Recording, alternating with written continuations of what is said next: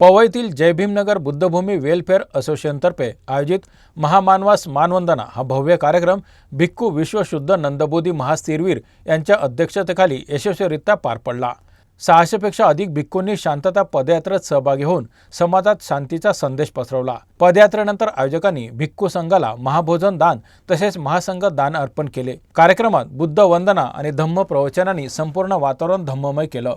कार्यक्रमाला अभिनेता गगन मलिक सहित अनेक दिग्गज समाजसेवक, राजकीय नेते आणि IAS अधिकारी मोठ्या संख्येने उपस्थित होते। विशेष आकर्षण म्हणून डॉक्टर चंपाबाई रेणुका मर्डे यांचं मी सावित्रीबाई फुले बोलते हे एकपात्री नाटक सादर करण्यात आलं, ज्याने प्रेक्षकांचं मन मोहून घेतलं। म्हणलं असं का झालं? माझ्या डोळे पुढे अंधारी का पसरली? मी माझ्या काखामंदीच आज पण पाहिलं। माझ्या काखामंदी गाठी लागत होत्या। मी माझ्या गालालाच आज पण पाहिलं। माझ्या अंगाला बारीक ताप लागत होता। मला माझ्या जीवाची पर्वा नव्हती। ह्या बाळाला यशवंताच्या दवाखान्यापर्यंत पोहोचवायचा होता। ह्या बाळाचं काय बरं व्हायला नको म्हणून जोराने निघाली, पण माझं पाऊल पुढे उचला ना, मला पुढचा काही दिसाना। या माझ्या बाळाला यशवंतापर्यंत कुणी घेऊन जाईल का? यशवंता, ह्या बाळाला तू ह्या दवाखान्यापर्यंत कोणी घेऊन जाईल? नमो बुद्धाय आणि डॉक्टर बाबासाहेब आंबेडकर यांच्या महापरिनिर्वाण दिनाच्या निमित्तानं पवई या ठिकाणी विहारामध्ये 600 भिक्खूंना जे मोठ्या प्रमाणावरती दानाचा कार्यक्रम ऑर्गनाईज केला आहे तो अतिशय स्तुत्य आहे। आणि अशाच पद्धतीने सर्व उपासकांनी आपापल्या जिल्ह्यामध्ये अशा पद्धतीने दानाची पद्धत जर सुरू केली तर भिक्खू संघाला मला वाटतं की कुठल्याही गोष्टीची कमी पडणार नाही। आणि या दानातून आपली पारमिता सुधारत असतो आपण, आणि हे दान करून आपण भिक्खू संघावरती नाही तर आपल्या स्वतःवरती उपकार करत असतो। ही एक भावना सर्व उपासक उपासिकांनी या दिनाच्या माध्यमातून जागृत करावी एवढंच मी सांगू इच्छित। आणि आपापल्या परीने या बुद्ध धम्म आणि संघाच्या पाथवरती चालायचा आपण प्रयत्न करावा। आजही अनेक ठिकाणी भिक्खू संघ जे आहेत अनेक त्यांना अडचणी आहेत। आज इथे मोठ्या प्रमाणात 6 डिसेंबरच्या निमित्तानं जे भिक्खू संघ आहे मोठ्या प्रमाणात आला आहे, त्यांच्यासाठी हा दान स्वरूपाचा जो इथले जय भीमनगर बुद्धभूमी वेलफेअर असोसिएशनच्या तर्फे ते दान देत आहेत।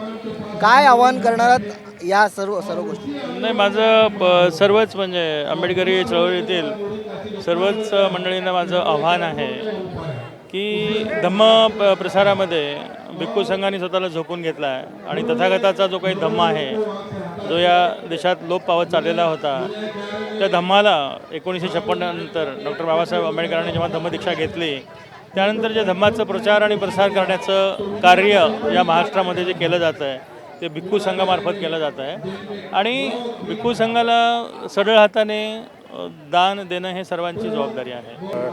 मी कालही धम्म चैत्यभूमीला गेलो होतो महामानवास विनम्र करण्यासाठी। आज या ठिकाणी मला खूपच मोठ्या संख्येने भंतेजी पाहायला मिळाले। पहिल्यांदाच मी एवढे भंतेजी पाहतो आहे की हे एक आपल्या बाबासाहेबांनी जे धम्माप्रती क्रांती करण्याचं हे केलं होतं त्याचं एक पाऊल समजायला पाहिजे। ते समाजामध्ये जाऊन लोकाला ज्ञान देण्याचं काम करतील, समाजाला बुद्धाचं ज्ञान देण्याचं काम करतील, समता बंधुत्व, आणि लोकांमध्ये एक सांस्कृतिक वारसा थोडासा ते वाढ होईल आणि बुद्धाप्रती आणि बाबासाहेबप्रती लोकांमध्ये आस्था वाढेल आणि यामधून निश्चितच आपला पुढचा जो समाज आहे चांगल्या प्रकारे घडेल।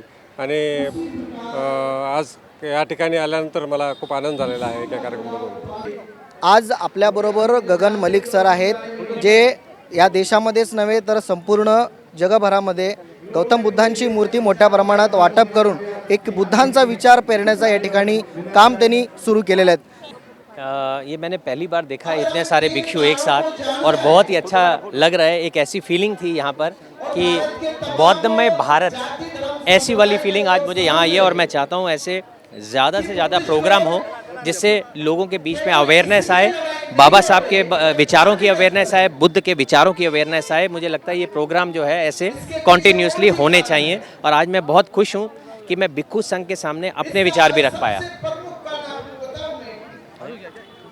अभी आप कहते हुए वहाँ बात करते हुए आपने कहा है कहीं ना कहीं पे अपने देश के जो भिक्खू संघ है वो कम पड़ रहे हैं बौद्ध प्रचार करते हुए।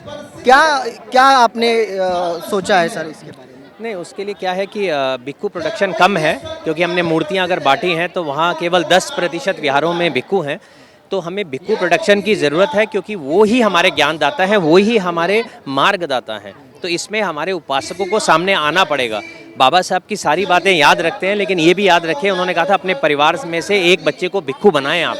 और अगर कोई बच्चा भिक्खू बनता है, उसे इंटरनेशनल जोड़कर उसकी पूरे 10-12 साल की पढ़ाई, ग्रेजुएशन थाईलैंड जैसे बुद्धिस्ट राष्ट्र में हम उसकी कोलैबोरेशन करने के लिए तैयार हैं। लेकिन उपासकों को सामने आना होगा और नई भिक्खू प्रोडक्शन करनी ही होगी। उसके बिना अगर भिक्खू प्रोडक्शन नहीं होगी तो मुझे लगता है भारत का बुद्धिज़्म खतरे में।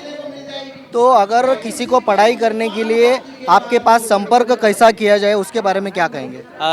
हमारे जो है क्या कहते हैं, गगन मलिक फाउंडेशन की वेबसाइट है। आप इंटरनेट पे जाके वेबसाइट पे अपनी क्वेरी डाल सकते हैं, वहाँ पे फ़ोन नंबर है, वहाँ पर भी बात कर सकते हैं, ताकि हमारे जो भी सेक्रेटरी रहेगा वो आपसे पूरे संपर्क में आएगा। और अगर केस जेन्युइन होगा तो हम उसकी पूरी कोशिश करेंगे कि उसकी पूरी पढ़ाई हो पाए।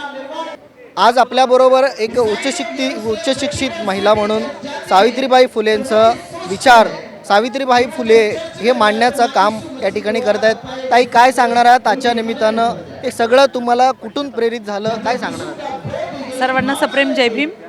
आज मुंबईमध्ये जो कार्यक्रम आयोजित केलेला आहे ते बाबासाहेबांचं स्वप्न साकार करणारा हा संपूर्ण भारत बुद्धमय करील हा जो उपक्रम आहे, त्याच्या सुरुवातीला मी सगळ्यांचं अभिनंदन करते. आणि आपण मला विचारलेला प्रश्न की ही प्रेरणा कुठून मिळाली, तर 150 वर्षापूर्वी महात्मा ज्योतिबा फुले आणि सावित्रीबाई फुले यांनी संघर्ष केला म्हणून मी प्राचार्य होऊ शकले. त्यांच्या संघर्षामुळे आज मुली वकील, डॉक्टर, इंजिनियर विविध क्षेत्रामध्ये येऊ शकल्या. जर त्यांनी हा संघर्ष केला नसता तर आम्ही घरातच राहिलो असतो. रांदा वाडा उष्टी काढा ही जी काही कन्सेप्ट आहे त्याच्यात सगळ्या स्त्रिया, म्हणजे ती कोणत्या जातीची ह्याच्यापेक्षा प्रत्येक स्त्री ही घरातच राहिली असती, ती बाहेर पडली नसती. आणि या संघर्षाला सलाम करण्यासाठी मी एकपात्री प्रयोग सुरू केला. आजपर्यंत 1000 प्रयोग झालेले आहेत.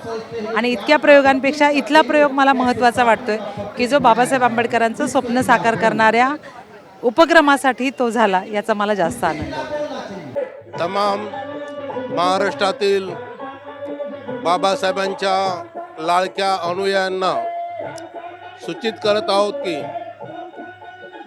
पवई हिरानंदानी गार्डन येथे जयभीमनगर बुद्ध विहार आहे. या जयभीमनगर बुद्ध विहाराचे संपूर्ण भिक्खू संघाने बाबासाहेबांना अभिवादन सभेचं महामानवाला मानवंदना असा कार्यक्रम आयोजित केला होता. बाबासाहेबांना महान अशी वंदना करण्यासाठी भारतातील कमीत कमी 800 भिक्षू लोक उपस्थित झालेत आणि हजारोच्या संख्येने उपासक उपासिका या ठिकाणी बाबासाहेबांना मानवंदना देण्यासाठी आलेत. या ठिकाणी धर्मगुरूंचे धम्मदेशना झाल्यात. काही मी सावित्री बोलते हे एक पात्री नाटक झालं. काही उपासकांनी बाबासाहेबांच्या जीवनावर भाषणं दिलीत. आणि आता सध्या जपानचे काही लोक जपानचे आलेले आहेत, त्यांचं भव्य असं स्वागत केलं जात आहे. आणि उशिरा आल्यामुळे त्यांना कार्यक्रमात सहभागी होता आलं नाही, तर खूपच मोठ्या प्रमाणामध्ये एक कार्यक्रम झालेला आहे. अतिशय सुंदर असा कार्यक्रम संपन्न झालेला आहे. बाबासाहेबांना त्यांच्या पुण्य पारमिता वृद्धिंगत होण्यासाठी भिक्खू संघाने मनापासून अशा प्रकारे ही या मानवंदनेचं आयोजन करण्यात आलं होतं आणि ती मानवंदना पूर्णपणे संपन्न झाली.